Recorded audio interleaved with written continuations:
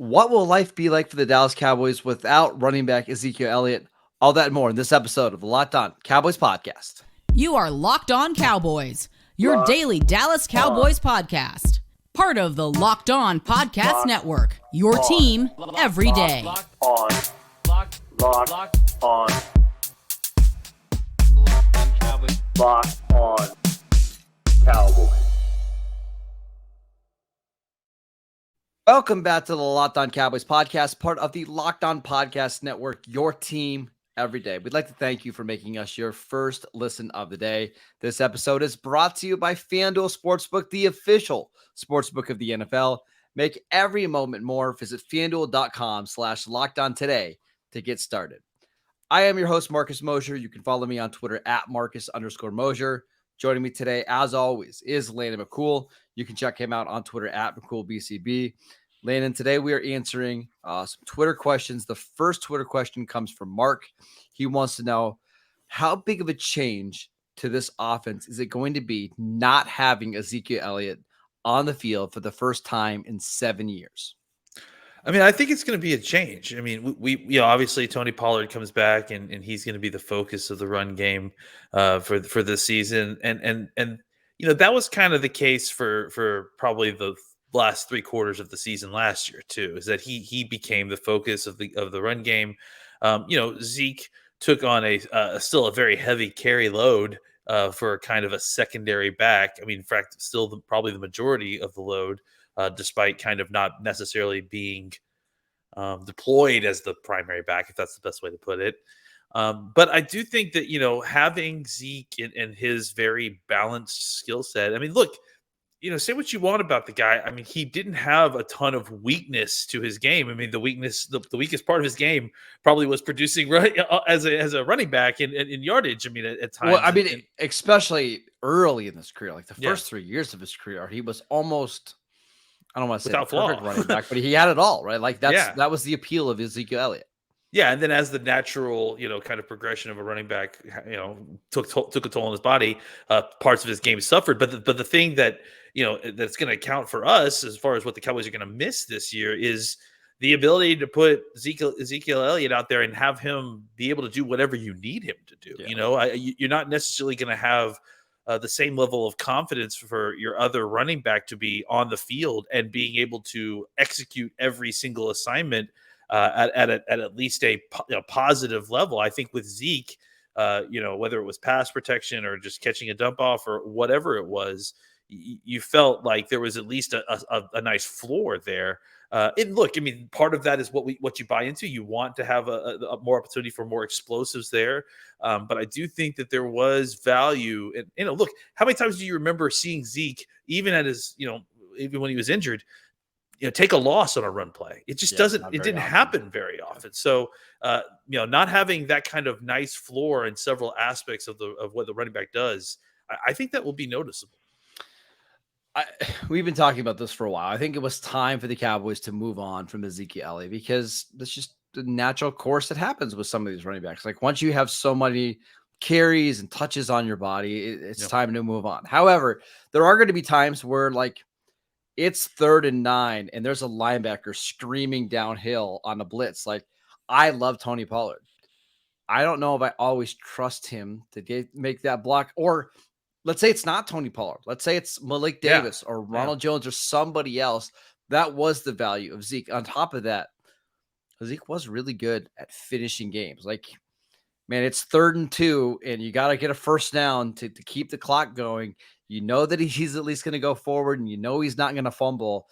It's not that I don't think the running backs on this team can do it, especially Tony Pollard. I know he can do it. It's just the rest of those guys, like you kind of have to – with Tony Pollard replacing Zeke, you kind of have to find somebody to replace Tony Pollard. And that's going to be the hard part. Like, who is going to be the other guy that you trust in a big game to make 5 or 6 plays to help you seal a game? I don't know. This is the kind of thing that, I think I was trying to express to folks even the last few years is that, look, you may not like what he's being paid. You may not like the role that he's serving in this offense or the way that the offensive coordinator is deploying him or using him too much or too little to your liking, but it was good to have Ezekiel Elliott on the team. It was good to have him in that locker room as for a the running most back. part. He was a net positive, right? Yeah, absolutely. And I think that's something that gets lost in these conversations. We the media wants to bury him because he's being paid too much or whatever it is. And all the points that a lot of times we make are not you wrong. could just say me. You don't have to just say well, me. but see, that's the thing. I think even you've made it very clear where this line is, right? And that you just generally, have a feeling about running backs at a certain age, that you don't want to pay them and that you don't think they're worth investing in. That's still different than thinking, Ezekiel Elliott is a bum because he's being overpaid or because the Cowboys are running him too much when he's not producing. Like that's not Zeke's fault. And the thing that Zeke's doing, the thing that Zeke does have control over, he does very well, and he does, as a good teammate. So I think all those things that people overlooked while they were upset, and again, rightfully so. I'm not going against that. The things that made people upset about his contract, his usage, all those things are overshadowed the things that we're going to miss when he's not here.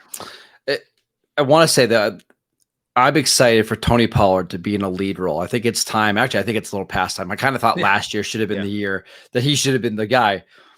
My issue and my kind of concern going into the season is last year you had two competent running backs. I thought you had a Pro Bowl caliber one. You did. Tony Pollard made the Pro Bowl last year, and a very, very solid do-it-all running back. I don't know who that other guy is that they're going to pair with Tony Pollard. I think they're hoping it's Malik Davis. It certainly hasn't been Ronald Jones of the last couple of years. It's a lot to ask Deuce Vaughn, who is a late day 3 pick. That is the thing I am concerned the most about, kind of moving on with Ezekiel. It doesn't mean that they should bring back Zeke because I think he's kind of past that point anymore. But who else is going to be that guy that you can just rely on game in and game out to give you solid C+ production? I don't know. Yeah, I mean, I think they're going to try up front to see if they can do this by committee with the guys that they have in house, right? Can they cobble together a running back two between Vaughn, Lepke, Davis, maybe Dowdle, or a combination of those guys, right? And then if that doesn't work, there's the free agent market. We'll see what Ronald Jones can do. I would also say trades. Like, listen, if you're going to make a trade for a running back and you just want to give up like a late day 3 pick, you can get a really solid player. Yeah. Like Philadelphia got, was it DeAndre Swift for a 4th round, like 2 years from now? Mm-hmm. I can guarantee you when we get to August or September, or even October, like if you want to get somebody that's pretty proven on a cheap deal, you can get that guy for a 5th round pick. No problem at all. If Dalvin Cook ends up signing with Miami, they're going to have entirely too many running backs from what I understand. Yeah. So I mean, like you might be able to get Raheem Mostert for like a 7th round pick. Exactly. I mean, look, we've said it over and over again. It feels like we've been saying it a lot lately. There is always opportunity to get practically starter level talent at the running back position, no matter what day of the calendar it is. That's the one position where you could dip in and dip out of the free agent market and find what you need, probably without very much trouble. All right, Landon, let's talk about what the Cowboys plan on doing with their 2 Pro Bowl cornerbacks next. This episode is brought to you by FanDuel. Baseball season is in full swing, and there is no better place to get into the action than FanDuel, America's #1 sportsbook. That's because right now, new customers get a no sweat first bet up to $1,000. That is up to $1,000 back in bonus bets if your first bet doesn't win. Just go to FanDuel.com/lockedon to join today. You can also go bet on some football futures. We've got UFC fights coming up. We've got boxing. We've got golf. Tons of stuff to bet on. So don't miss your chance to snag a no sweat first bet up to $1,000 when you join FanDuel today. Just go to FanDuel.com/lockedon to sign up. FanDuel, the official partner of Major League Baseball. Welcome back to the Locked On Cowboys podcast. We are answering your Twitter questions. Landon, let's get to this next one. It's a really good one about the Cowboys defensive backs. This one from @300machine. He wants to know, how are the Cowboys going to line up Trevon Diggs and Stephon Gilmore? Is one going to cover each side, or are they going to follow specific receivers? I think they're going to mix it up. I think the one of the beautiful things about getting a guy like Gilmore is that you have the ability to kind of mix it up a little bit more. I think that there'll be certain situations where they go into games and they'll have either Gilmore or Diggs covering specific receivers and following them around. I think there may be times when they play kind of more one side or the other and they just play it straight up. I think, having a guy that is so experienced and has come through so many different systems and can kind of move around, opposite of what your kind of younger guy is more comfortable with. I think that gives you a lot of flexibility and look, we'll see Gilmore do stuff like cover tight ends. I bet. I mean, I think there's going to be opportunities for Gilmore to kind of move around a little bit, and maybe that makes Diggs kind of help him if he wants to stay in place a little bit, unless he's following guys around. So I think that Gilmore has a little bit more versatility than Diggs does as far as where you want to kind of deploy him. I just don't think you want Diggs to play in the slot. Right? Yeah, I mean, it's certainly not like as a full-time situation. No. That's just not. He needs a sideline. He's good with it. He likes having the border there to kind of act as another defender. So, I think that's the kind of brilliant thing about getting a guy that has versatility, is that if you have someone that maybe isn't as comfortable being versatile or moving around, now you can let him do what he does best, and that's playing outside. I think in an ideal world, they keep Diggs and Gilmore on their own sides, and they can just focus on the footwork and the technique on that side. However, I think you're right. Like, it's going to probably be matchup dependent. Like, I think if you get a real speedster, I don't know if you want Diggs necessarily playing that guy one-on-one in man coverage. But I would also say what makes them unique and what makes this Cowboys defense really good is that they can move around, and their third corner, Deron Bland, has the ability to play in the slot and the outside. So if you do want to move Gilmore into the slot, you can easily slide Bland to the outside. It's no big deal. That kind of versatility is going to be just huge for Dan Quinn. Yeah, I mean, I think that's the key thing there, is that, the rest of your defense and specifically your secondary is so versatile. They're going to be moving around a little bit to kind of fit into, game plan specific ideas that Dan Quinn has.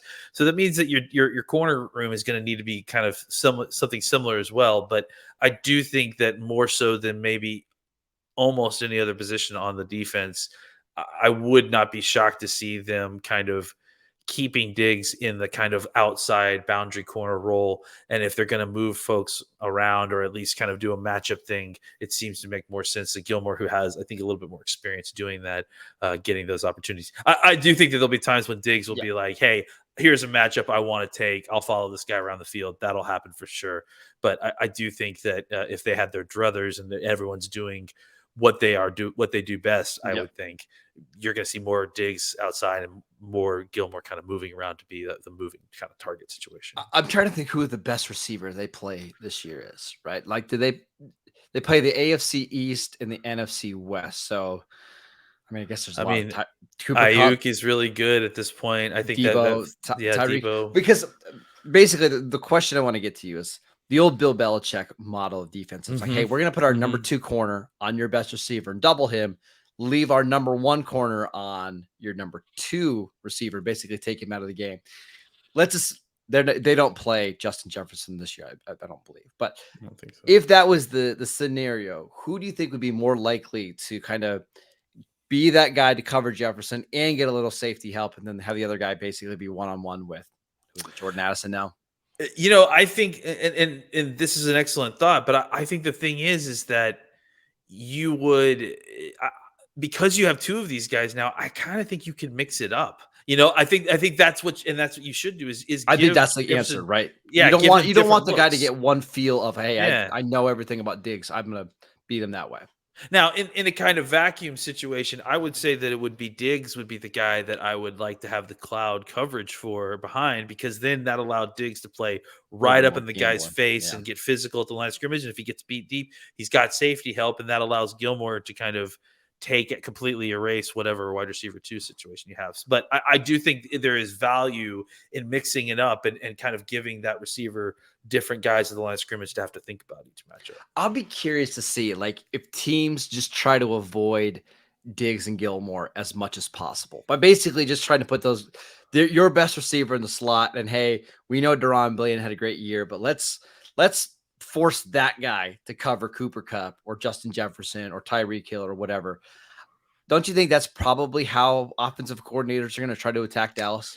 Yeah, but I also think that that's kind of what the defense is trying to funnel everything middle, right? into. Yeah, is that you're trying to funnel it inside where you have fast linebackers and safeties that can hit and tackle. I do think that look, there is probably hay to be made in the middle of this pass defense more than there is on the outside and deep. But I also think that again, it goes back to what the mentality of this defense. This isn't, cover two is a misnomer at this point because cover two is just one coverage that they run. But the idea of making the offense repeat small precision passing game to slowly march down the field, that fits into the idea of funneling all these passes to the middle of the field. Hey, okay, if you want to do this over and over again, we're gonna make your wide receivers and make your tight ends catch ball in traffic while our safeties and linebackers are coming down on them.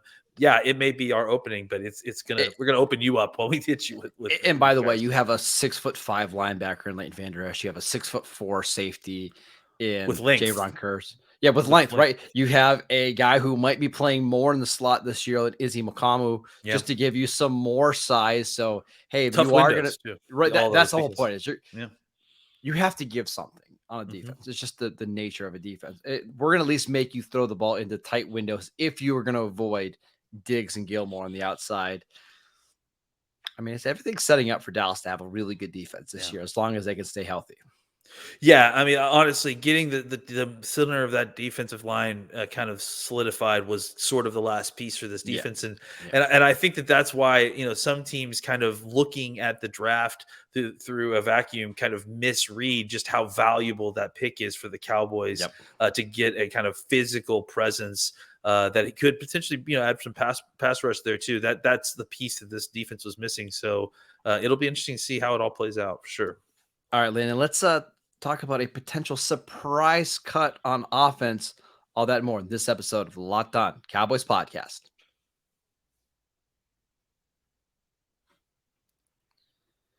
All right, we are back with one final question. This one from Cooper.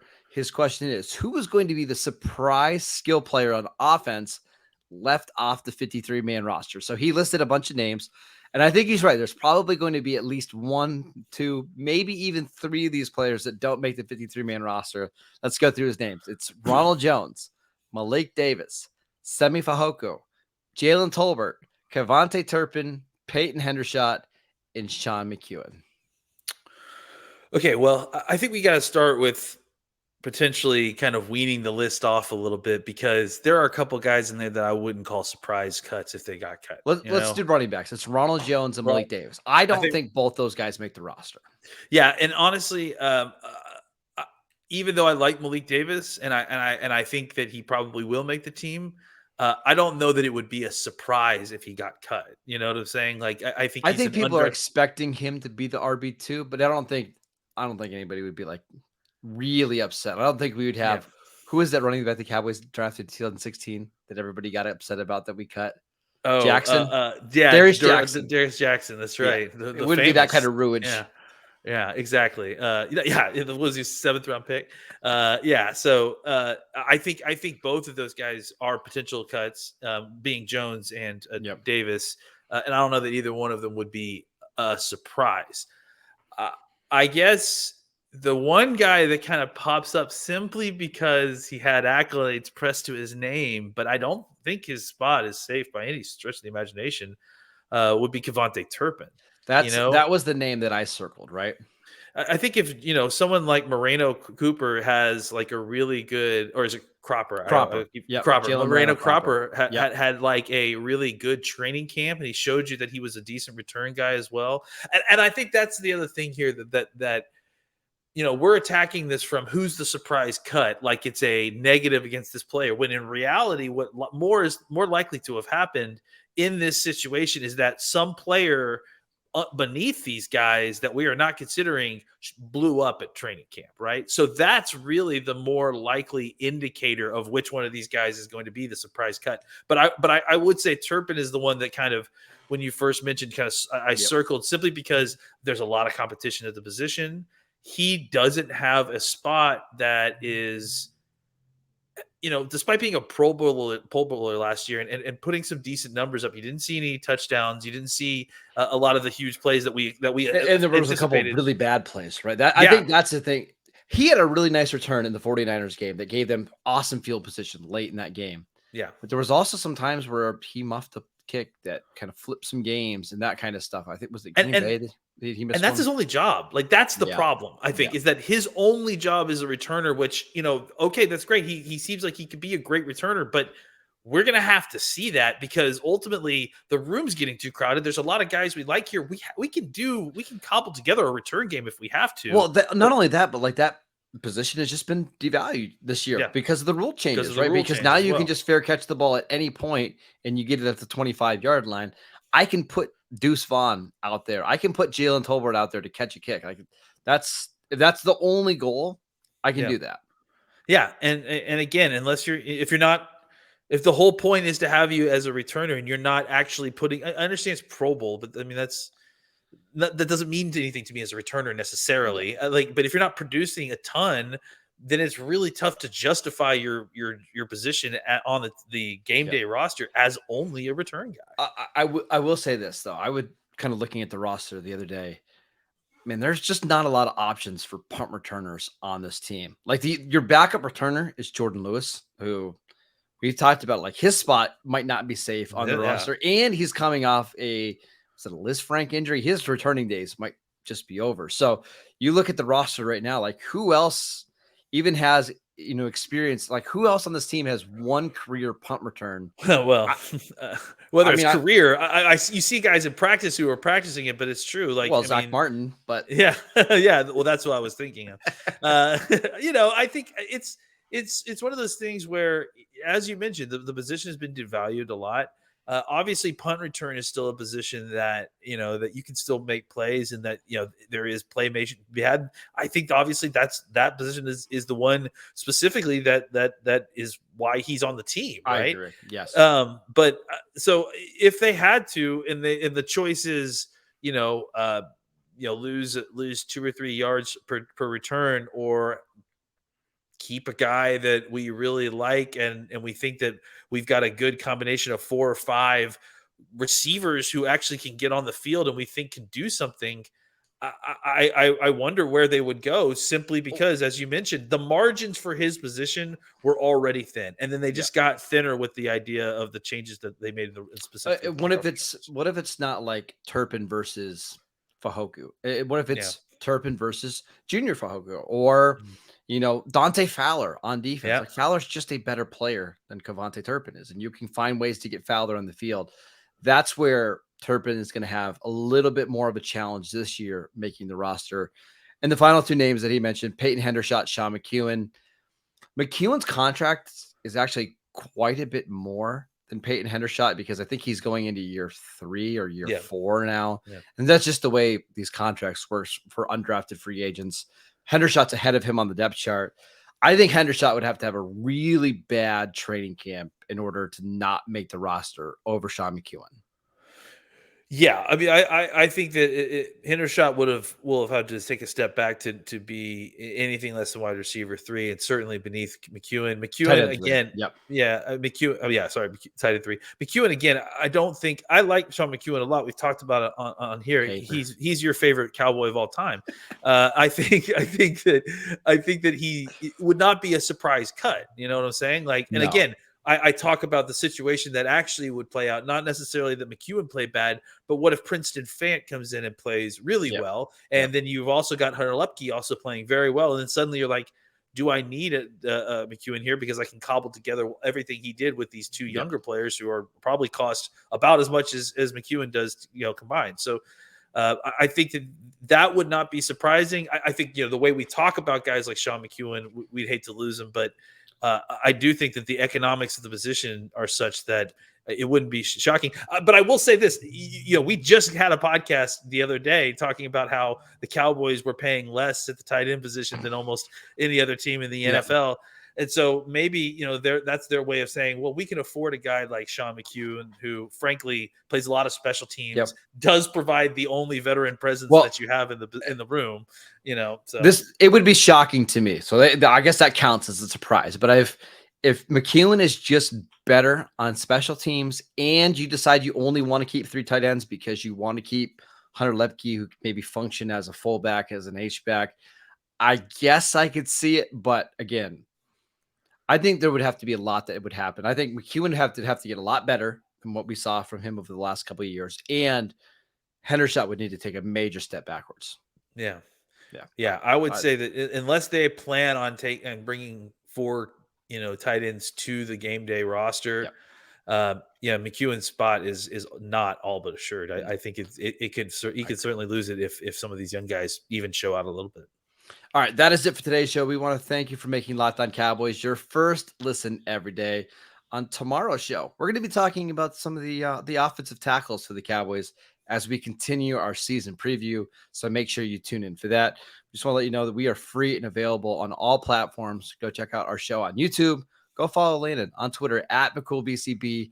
I'm at Marcus_Mosher, and we'll see you next time.